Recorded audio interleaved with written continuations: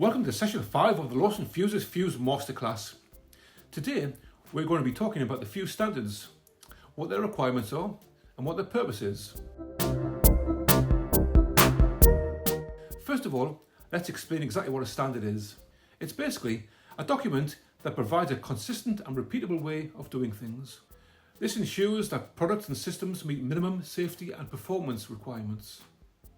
British and international standards are developed through the collaboration of technical experts from around the UK, or in the case of the international standards, from around the world.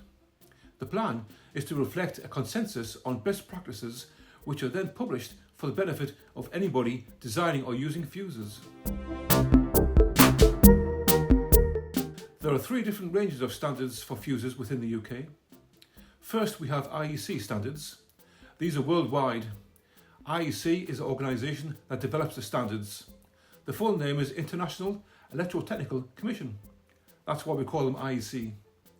EN are the European standards and BS are British standards. Fuses generally fall into 3 broad categories. High voltage, known as HV. These fuses have a rated voltages exceeding 1000 volts AC or 1500 volts DC. Low voltage, known as LV. These fuses have rated voltages not exceeding 1000 volts AC or 1500 volts DC. And lastly, miniature fuses, which are typically 250 volts AC or DC, and obviously have a smaller form factor. The vast majority of the fuses that we manufacture fall into the low voltage category.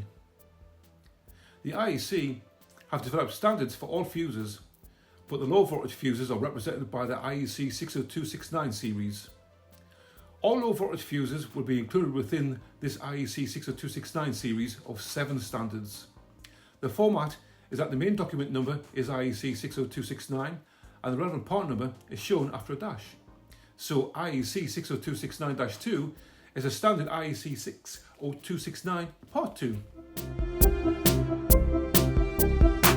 Let's talk about the different parts. Each part has a different purpose and application. This is how they are organised. IEC 60269-1, or Part 1, is for low voltage fuses and is a general requirement you have to work to. Part 2 is for use by authorised persons, that generally means industrial. Part 3 is for use by unskilled persons, which is domestic or household. Part 4 is for semiconductor devices.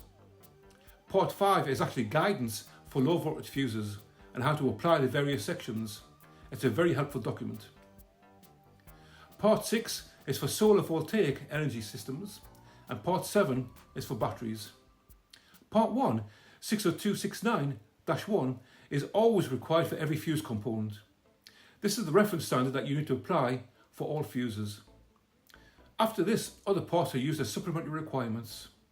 So Part 1 and another part are generally required to be met.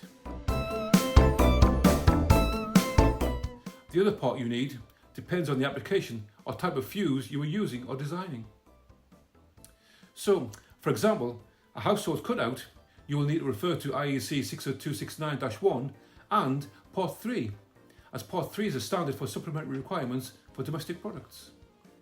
If you are working with bolted fuses or offset blades, for example, then you will need Parts 1 and Parts 2, because Part 2 is a supplementary requirement for industrial fuses.